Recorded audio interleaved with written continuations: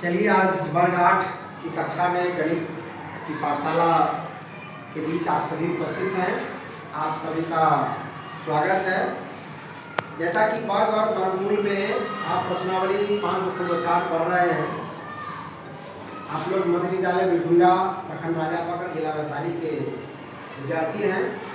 पूर्व की भांति आप सभी गणित में रुचिपूर्वक कैसे पढ़ाई करें, उसके लिए टीचिंग लर्निंग मटेरियल जो शिक्षण अधिगम सामग्री है उसका भी इस्तेमाल किया जाता है, या विभिन्न प्रकार की शैक्षणिक गतिविधि के माध्यम से आपको गणित विषय को सरल बनाने का प्रयास किया जाता है।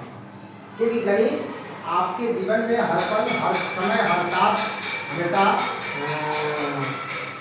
आपके साथ है। तो गणित की समझ आपके अंदर विकसित होनी चाहिए, और गणित के बिना आपका एक पल भी क्या होगा, चलना मुश्किल होगा। इसलिए गणित को रुचिपूर्वक पढ़ना चाहिए। तो प्रश्नावली 5.4 में आज प्रश्न आपसे आप लोगों के द्वारा यह पूछा गया, 6ठा नंबर प्रश्न है। किसी वर्ग की भुजा की लंबाई ज्ञात कीजिए जिसका क्षेत्रफल 441 वर्ग मीटर है ना। तो 441 वर्ग मीटर है।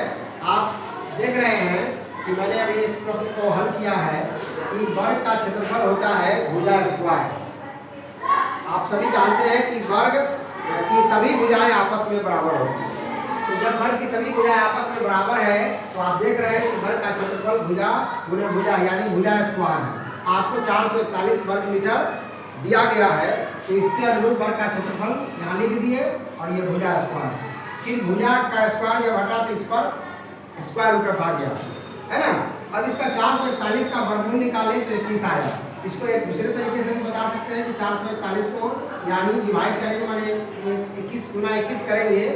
जैसे मान के चलिए कि इसको हम ऐसे भी कर सकते हैं 21 गुना 21। इसको ऐसे भी किया जा सकता है 21 स्क्वायर। अब ये हटेगा तो क्या होगा, 21 स्क्वायर, और ये कट जाएगा 2, यानी 21 का पावर 1 यानी 21। इस तरह से भी हम इसको निकाल सकते हैं, लेकिन जब आप वर्गमूल निकालते हैं तो आपको 21 आता है।